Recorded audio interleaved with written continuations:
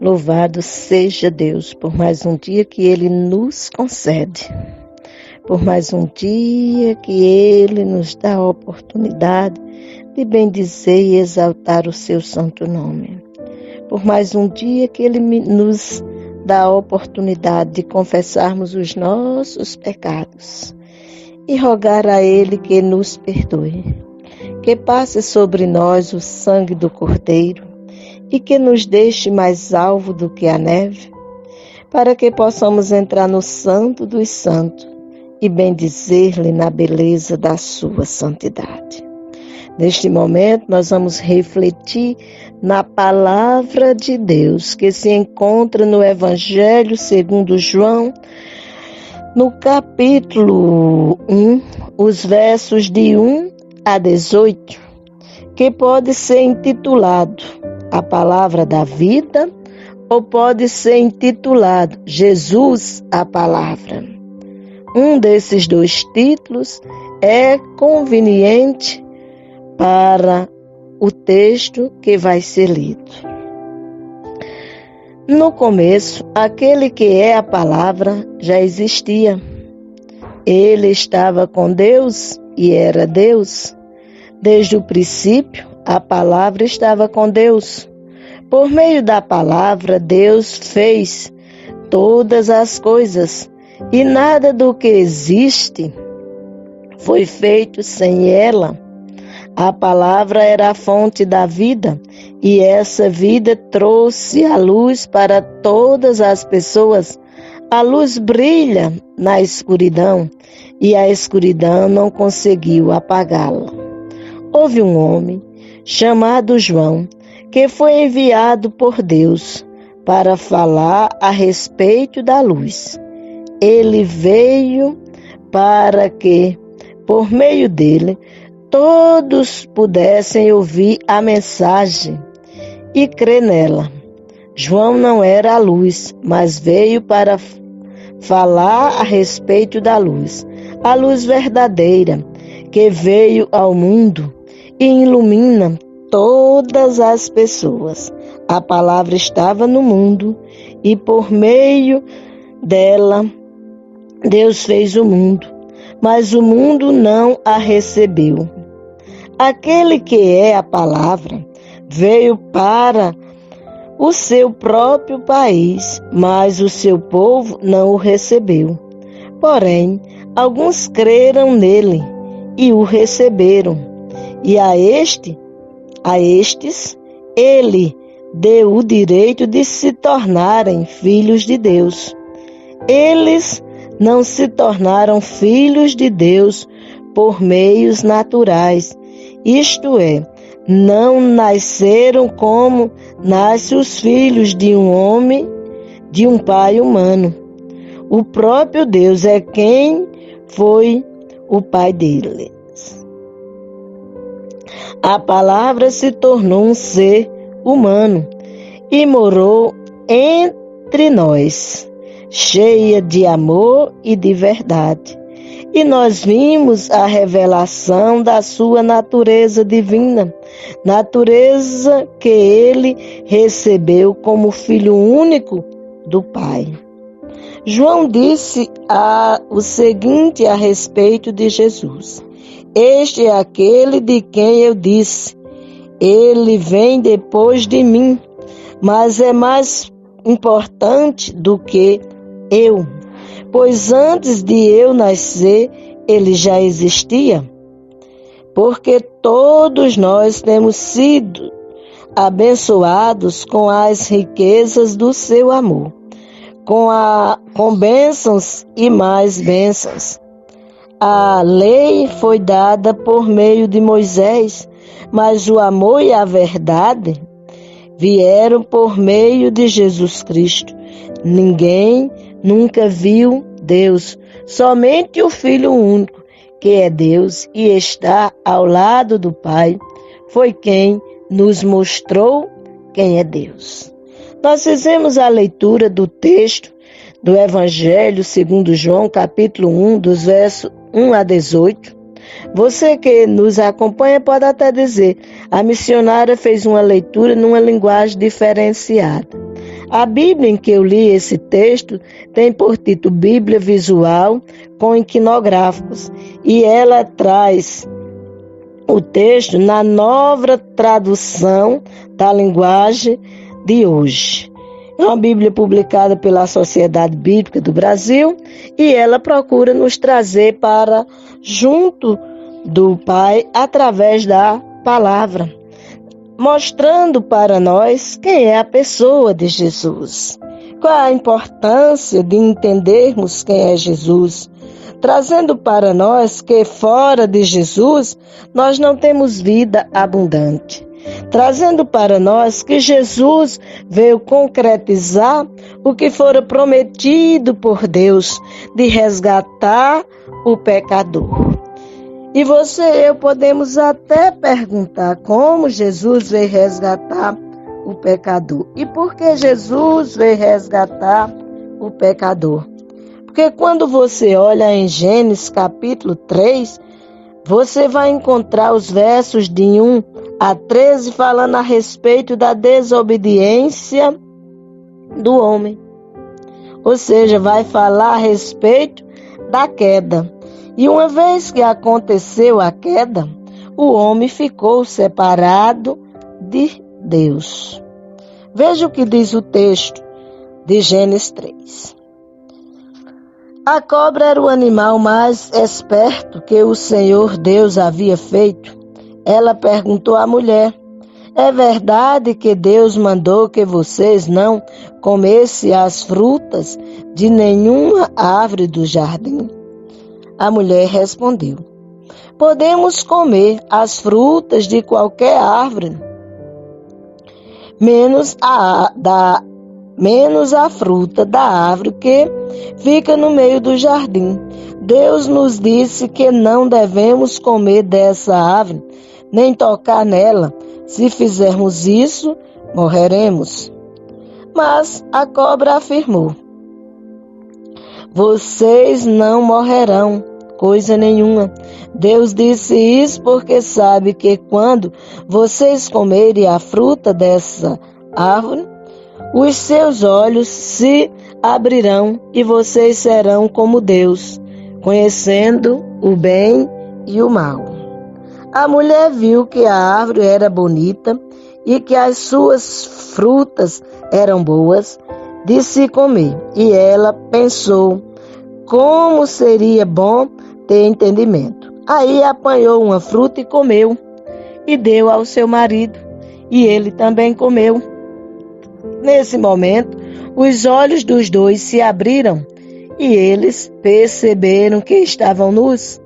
Então costuraram umas folhas de figueira para usar como tangas. Naquele dia, quando soprava o vento suave da tarde, o homem e a sua mulher ouviram a voz do Senhor Deus, que estava passeando pelo jardim. Então se esconderam dele, no meio das árvores. Mas o Senhor Deus chamou o homem e perguntou: onde é que você está? O homem respondeu: eu ouvi a tua voz quando estavas passeando pelo jardim e fiquei com medo, porque estava nu, por isso me escondi. Aí Deus perguntou: e quem foi que lhe disse que você estava nu? Por acaso você comeu a fruta da árvore que eu o proibi de comer? O homem disse: a mulher que me deste para ser a minha companheira me deu a fruta e eu comi.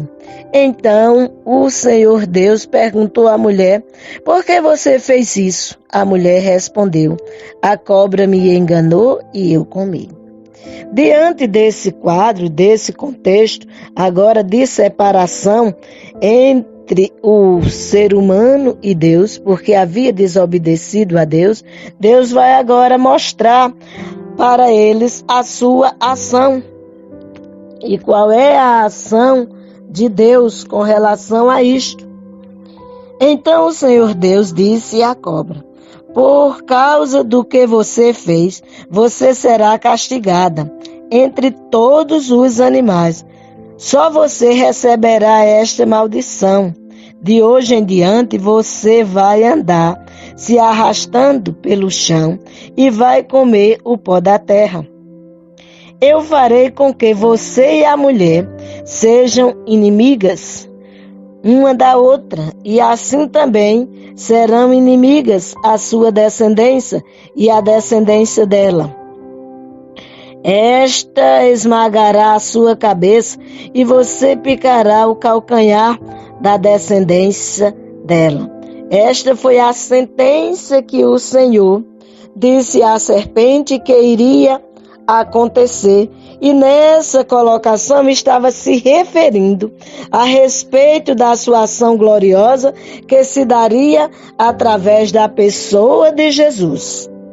Então, se aquela promessa feita em Gênesis 3,15, nós vamos contemplar a sua concretização no Evangelho segundo João, no texto que nós lemos em 1,14. No verso 14, a palavra nos mostra que Deus concretiza aquela promessa que havia feito e que agora se realizava entre nós. Pois dizendo: e o Verbo se fez carne e habitou entre nós, cheio de graça e de verdade, e vimos a sua glória como do unigênito do Pai. Isto se concretiza através de Jesus. Jesus, que é a palavra. Ele existe desde o começo. Quando a gente olha lá no início de Gênesis, no processo da criação, nós vamos contemplar, mostrando que no princípio o Verbo estava com Deus e o Verbo era Deus. Pois a palavra deixa bem claro que ele estava com Deus. Ele é Deus, ele é o Criador, ele é a vida e luz. Ele é vida e luz. Se nós quisermos ter vida e vida em abundância, só na pessoa de Jesus é que isso vai acontecer. Ele se tornou ser humano e morou entre os homens. Eu lhe citei o texto e volto a repetir pela terceira vez, porque ele foi dito na leitura inicial e ele foi dito há pouco tempo, que o Verbo se fez carne e habitou entre nós, cheio de graça e de verdade, e vimos a sua glória como a do unigênito do Pai. Ou seja, ele se tornou homem e morou entre nós. A Bíblia relata que ele veio através de Maria. Foi concebido por obra do Espírito Santo, mas esteve entre nós, e aos 30 anos ele começou o seu ministério, e realizou o ministério no decurso de 3 anos e meio. E aí se concretiza completamente a promessa de Gênesis 3,15, porque Jesus foi levado à cruz para receber sobre si as nossas dores e enfermidades. Jesus foi levado à cruz para resgatar o homem que havia se separado de Deus mediante a sua desobediência. Jesus foi à cruz para dizer ao Pai: tudo está consumado, nas tuas mãos entrego o meu espírito. E Jesus fez isso por amor ao ser humano. Todo aquele que nele crê terá nele a vida eterna. Jesus veio ao mundo, mas o mundo não o conheceu. Quando essa expressão é dita e o mundo não o conheceu, é porque o ser humano não quis reconhecer a Jesus como Senhor e Salvador de sua vida. Quantos têm trocado esta verdade? Têm desprezado e têm se prendido a várias outras coisas. Quando você vai observando versículo a versículo, do texto que foi lido de João capítulo 1, versos de 1 a 18, você vai ver várias declarações, vai fazer a declaração a respeito do princípio, que você encontra nos versos 1 e 2. Porque quando você olha esse texto, João iniciou o seu evangelho com um prefácio longo, que são os versos de 1 a 18, mas com o propósito de apresentar o tema principal, que é Jesus, o Verbo e a luz que veio dos céus para o mundo, mas a maioria das pessoas o rejeitou. Contudo, aqueles que o receberam se tornarão filhos de Deus.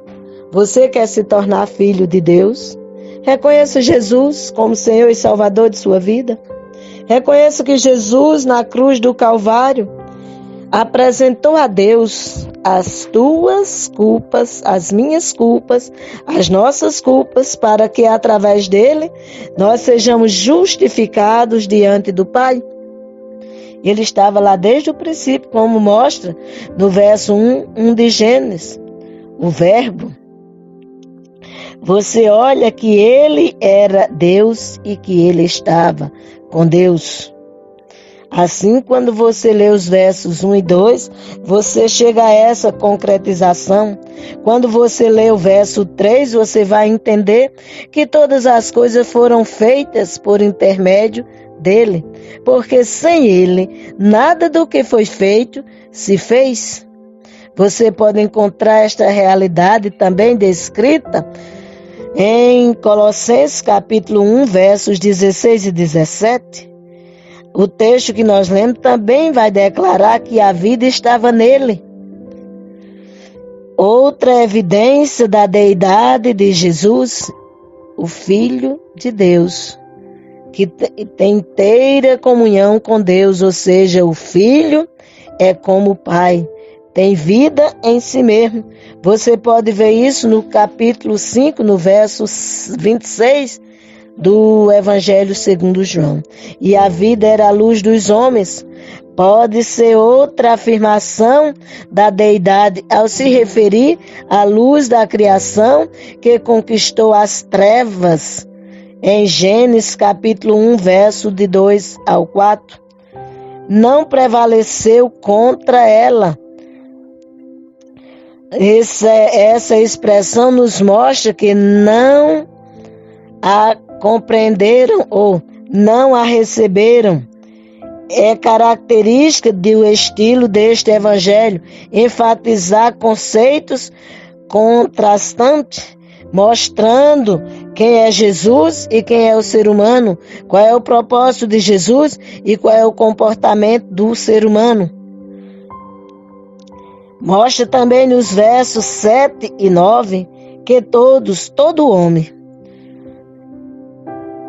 mostrando um contraste vivido com o particularismo judaico que, com frequência, restringia a atividade salvadora de Deus somente a Israel, esquecendo do que o Senhor havia dito a Abraão, quando ainda era Abrão, chamando ele para que saísse da sua terra, da sua parentela e da casa do seu pai.